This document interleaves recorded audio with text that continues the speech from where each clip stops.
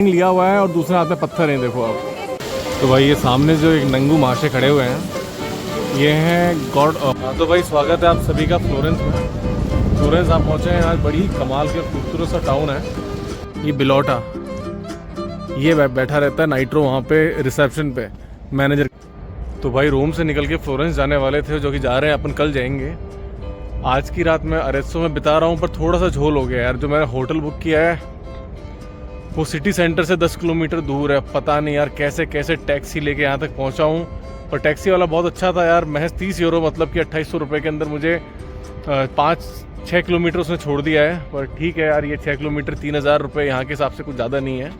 और होटल आपको दिखाता हूँ कि होटल तो बहुत ही टॉप का है। तो मुझे कुछ आइडिया नहीं था यार, मैंने ये गलती हो गई। मैंने देखा नहीं कि यार कि वो पूरा 10 किलोमीटर है यहाँ से। सिर्फ होटल देखा, ये रहा गार्डन होटल, और ये पूरा 10 किलोमीटर दूर है। और सिर्फ एक रेस्टोरेंट है और ये रहा यहाँ पे। इसमें खाने के लिए ब्रेड के अलावा वेज में कुछ भी नहीं है, ना फ्रेंच फ्राइज, कुछ भी नहीं है। क्योंकि टस्कन है, टस्कनी रीजन में है अभी हम, तो ये लोग ज़्यादातर मीट ही खाते हैं। बाकी मैं होटल दिखाता हूँ आपको अंदर से। तो मैंने भाई लाइफ में पहली बार देखा है, दोनों होटलों में ऐसा ही था। जिसमें लास्ट गए थे अभी, उसके अंदर भी ऐसा ही था कि नहीं, उसमें नहीं था, सॉरी, लूसन में था। ये बिलोटा, ये बैठा रहता है नाइट्रो वहाँ पे रिसेप्शन पे, मैनेजर की जगह। देखना नाइट्रो, इधर आओ। ज्वेलरी के लिए बहुत ही फेमस मार्केट है ये। हर तरह की महंगी से महंगी ज्वेलरी और सस्ती से सस्ती सब कुछ मिल जाएगा आपको यहाँ पे। यहाँ पे ये रह गया वो होटल और ये रह गया इसका रिसेप्शन। तो ये यहाँ पे बैठा हुआ था और जब से आया हूँ तब से यहीं पे बैठा हुआ है। अगर आपको किसी को बुलाना है तो इस नंबर पे कॉल करना पड़ेगा, तब वो आते हैं।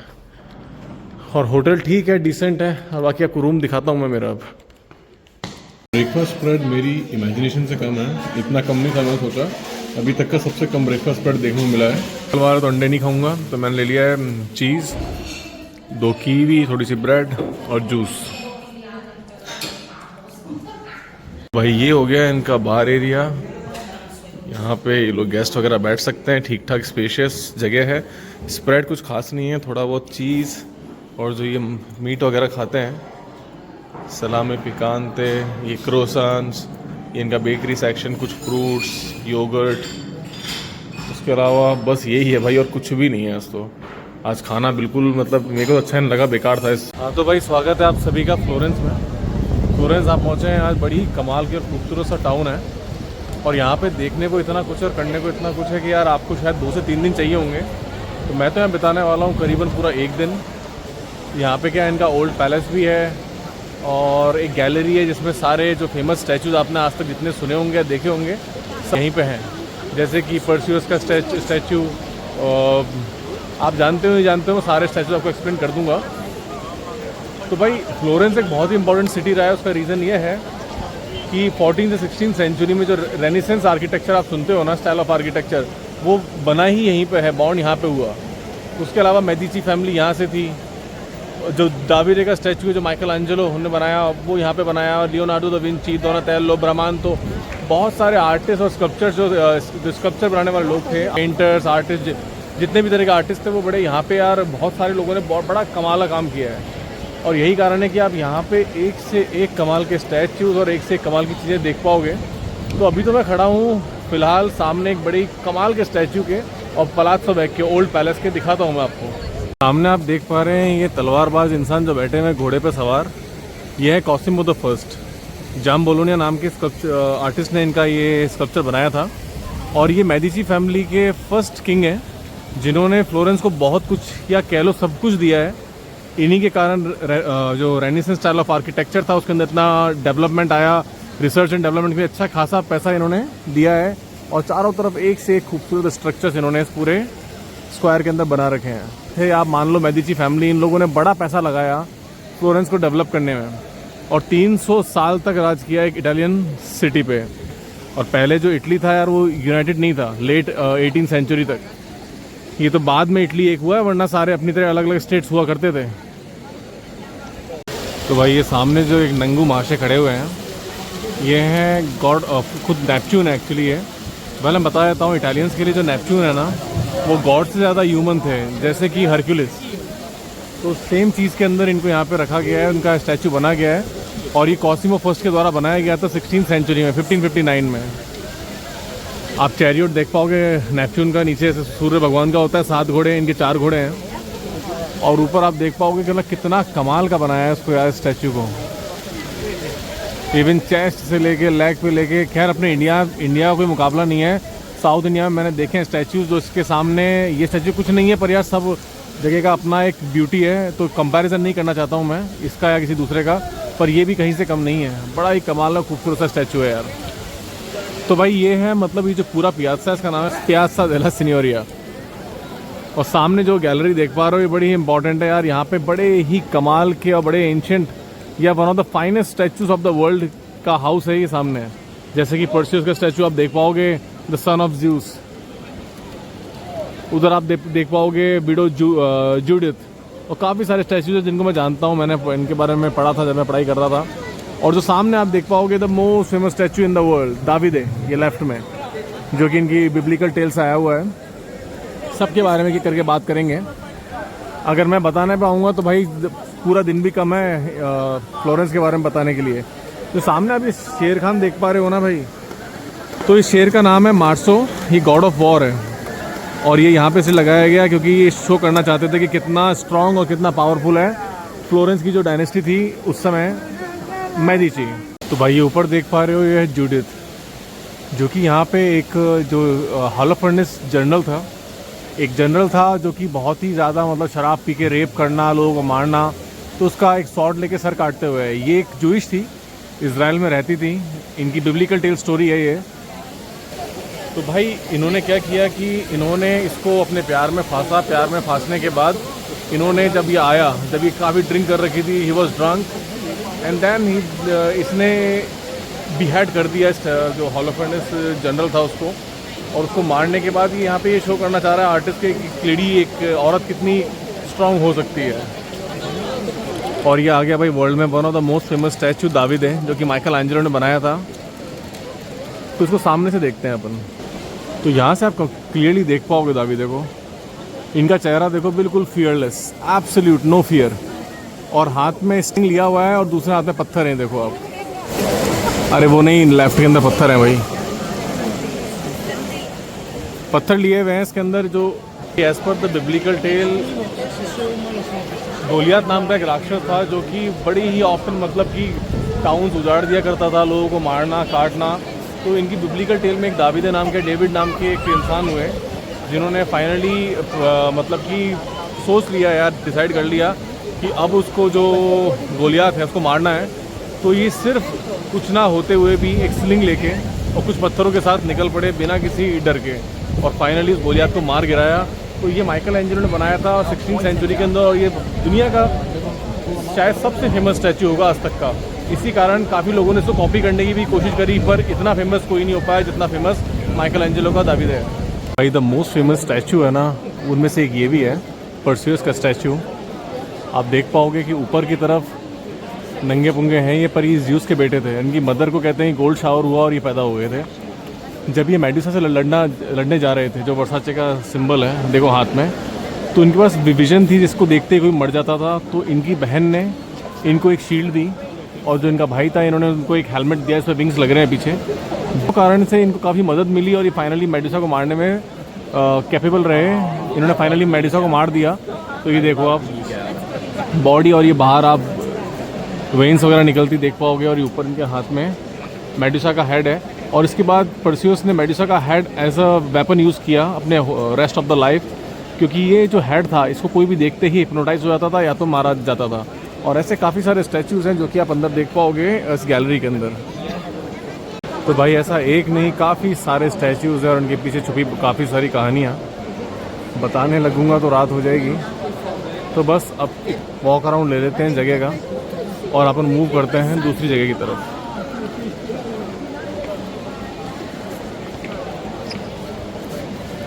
मेरे सामने लोकेटेड काफ़ी बड़ा सारा जो पैलेस है, इसे बोलते हैं पलाज़्ज़ो वेक्कियो, ओल्ड पैलेस। तो मेडिची फैमिली ने अपने लिए बनवाया था। ये one of the most biggest palace of Italy का बहुत बड़ा, अच्छा खासा बड़ा कॉम्प्लेक्स है। और अंदर इसके काफ़ी लग्जरी अपार्टमेंट्स, मतलब लैविश लाइफ स्टाइल जीने के लिए उन्होंने ये पैलेस का निर्माण किया था। कंस्ट्रक्शन था। और इसके अलावा तो ये आ गया अपना स्टैचू ऑफ नेपच्यून, जो कि ये क्योंकि अगर इटालियंस की माने तो नेपच्यून उनके लिए भगवान ना होके एक इंसान की तरह थे, जैसे कि वो सेम देखते हैं हरक्यूलिस को, क्योंकि हरक्यूलिस भी तो ज़्यूस का बेटा था, भगवान की हरक्यूलिस भी ज़्यूस का बेटा था। पर उसको भी आप देखते हो कि आप कार्टून वगैरह में देखते थे तो नॉर्मल इंसानों के साथ जीवन जीना, तो वैसा ही कुछ केस था नेपच्यून का भी। और जो मोस्ट ऑफ द आप केसेस में जो मोस्ट ऑफ द बिल्डिंग्स या फिर आप चारों तरफ स्टैचूज देख पा रहे हो, ये मेडिची फैमिली की इटली को देन है या फ्लोरेंस को देन है, और बड़ा ही कमाल का काम किया उन्होंने।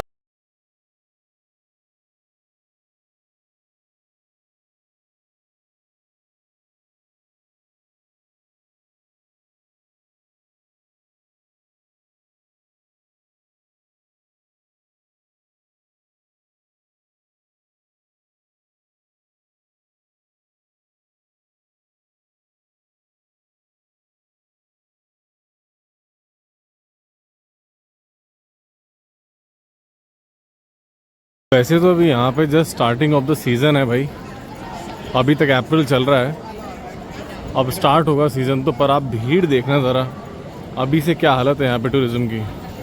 हर साल अराउंड 58-60 मिलियन लोग आते हैं विज़िट करने के लिए इटली को। गज़ब भीड़ है भाई, गज़ब। जहाँ जाओ ना आप, कहीं भी चले जाओ, सब कुछ फुल मिलेगा आपको। और फ्लोरेंस तो बाकी पूरा फ्लोरेंस ही खूबसूरत है, कहीं भी जाओ आप, इतने सारे स्टैचूज़ देखने के लिए, इतनी खूबसूरत ये रेनेसेंस स्टाइल की बिल्डिंग्स, और शॉपिंग के लिए तो प्रॉपर एक हब है, बड़ा हब।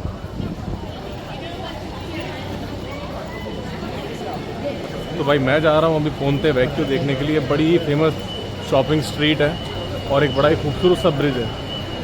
राइट हैंड साइड में ब्रिज आएगा और सामने मेरी जो शॉपिंग स्ट्रीट आ चुकी है, देखो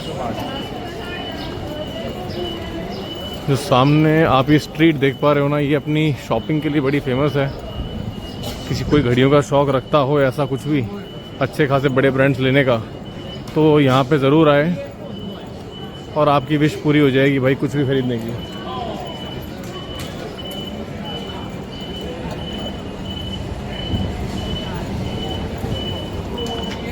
वैसे तो काफ़ी सारे ब्रिजेस हैं यहाँ पे, पुल, पर ये वाला सबसे फेमस है जो आप मेरे लेफ्ट में देख पा रहे हो। और इस स्ट्रीट को देखना ज़रा एक बार, बिल्कुल ओल्ड स्टाइल बनी हुई 17th-18th सेंचुरी की बिल्डिंग्स हैं ये। और क्या कमाल की ज्वेलरी, घड़ियाँ, ये देखो हुब्लो की पटक क्लिप भी है शायद यहाँ पे, देखी है मैंने एक बार।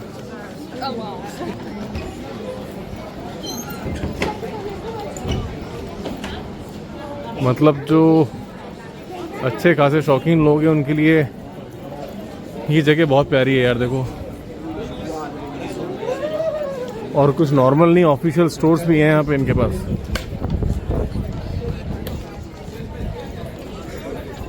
और यहाँ पे जिन महाशय का स्टैचू लगा हुआ है, ये है बेनवेनुतो चेलिनी, जिन्होंने पियाज़ा डेला सिग्नोरा के अलावा और कई सारी जगह डिज़ाइन करी है। काफ़ी माने हुए और फेमस आर्किटेक्ट रहे हैं यहाँ के। और ये फ्लोरेंस का एक खूबसूरत सा व्यू,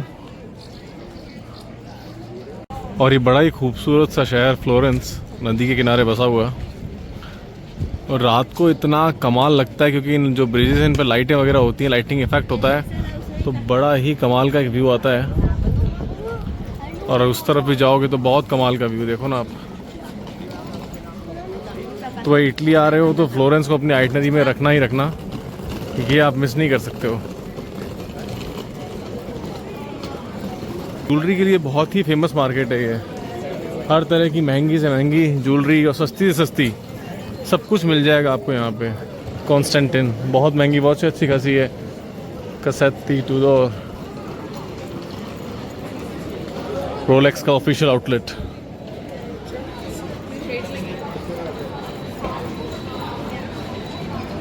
और अच्छा खासा बड़ा बाजार लगा हुआ है चारों तरफ यहाँ पे।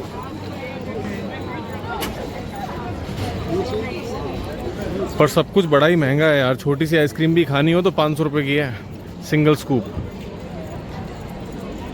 जो कि यूजुअली बड़ी सस्ती मिल जाती है। छोटे जो होते हैं ना टाउन्स, उनके अंदर सस्ती इन द सेंस वो 3 यूरो की मिल जाती है, तो ऑलमोस्ट डबल प्राइस है यहाँ पे सब चीज़ की। चाहे से रुकना हो, खाना हो, कुछ भी हो। सामने मेरे देख पा रहे हैं ये है बेसिलिका ऑफ सांता क्रोचे।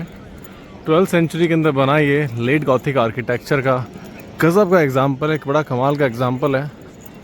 इसके अंदर भी और अदर चर्चेस की तरह जो आप सामने देख पाओगे ना, स्कल्पचर्स जो बना रखे हैं ऊपर, वो है कि कैसे क्रॉसिफाइड किया गया जीसस को। विया डोलोरोसा जो रोड था जिस पर वो चले, उसका पूरा सीन दिखाया गया उधर कोने पे।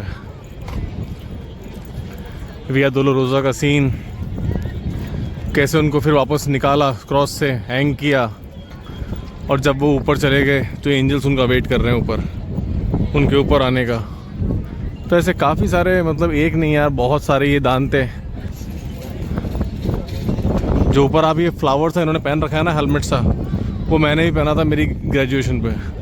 यहाँ पे ये एक रिचुअल है भाई, सब पहनते हैं।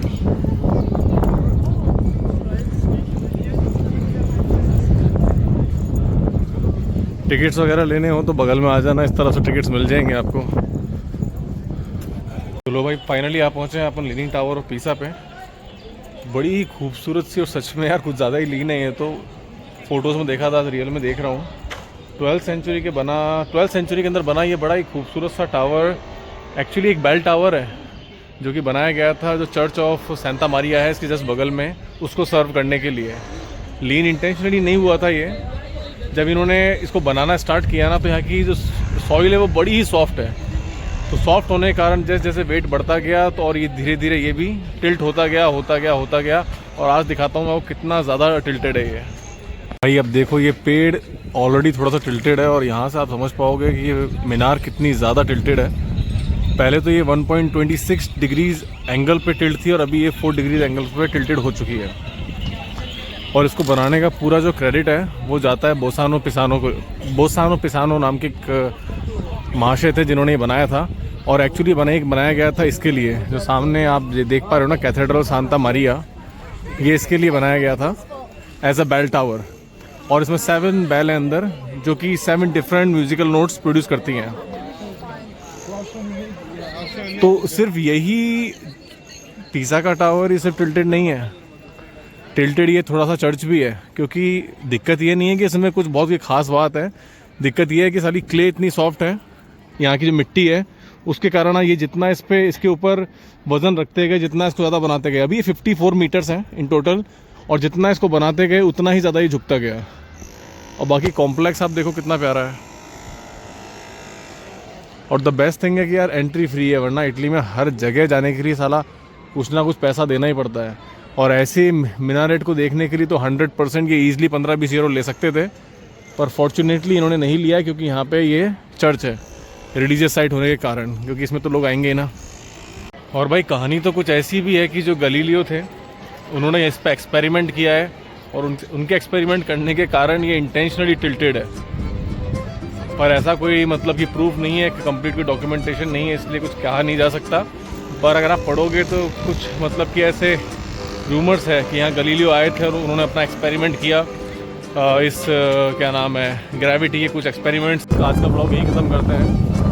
तो आशा करता हूँ आप लोगों को ये ब्लॉग बहुत पसंद आया होगा। अगर पसंद आया हो तो आपको पता है, लाइक सब्सक्राइब, हाँ भाई सब्सक्राइब करना मत भूलना।